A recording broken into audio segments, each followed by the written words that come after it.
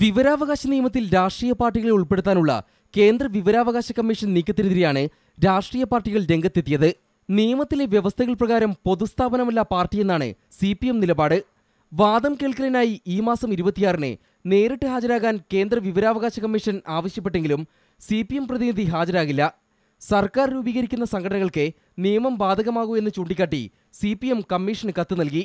വിവരാവകാശ നിയമം കൊണ്ടുവന്നത് UPA സർക്കാരാണെങ്കിലും പാർട്ടി കാര്യങ്ങളിൽ ഇത് നടപ്പാക്കാൻ കോൺഗ്രസും തയ്യാറല്ല. നിയമം ബാധകമല്ലെന്ന് കാട്ടി AICC ട്രഷറർ മോത്തിലാൽ വോറ തിരിച്ചയച്ച അപേക്ഷയാണിത്. പരാതികൾക്ക് മറുപടി നൽകാൻ പാർട്ടിയിൽ ആൾബലമില്ലെന്നാണ് NCP മറുപടി. BJPയും BSPയും വിവരാവകാശ അപേക്ഷകൾ ഗൗനിക്കുന്നതേയില്ല. എന്നാൽ വിവരാവകാശ നിയമപ്രകാരം പൊതുസ്ഥാപനമാണ് പാർട്ടിയെന്ന് CPI പറയുന്നു.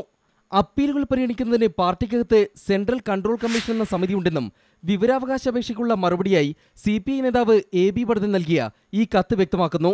സർക്കാർ നൽകുന്ന നികുതിയിളവും ഓഫീസ് കെട്ടിടത്തിന് സ്ഥലവും ആനുകൂല്യങ്ങളും ലഭ്യമാക്കുന്ന സംഘടനകൾക്ക് വിവരാവകാശ നിയമത്തിലെ 2-ാം വകുപ്പ് ബാധകമാകുമെന്ന് വിവരാവകാശ പ്രവർത്തകർ ചൂണ്ടിക്കാട്ടുന്നു.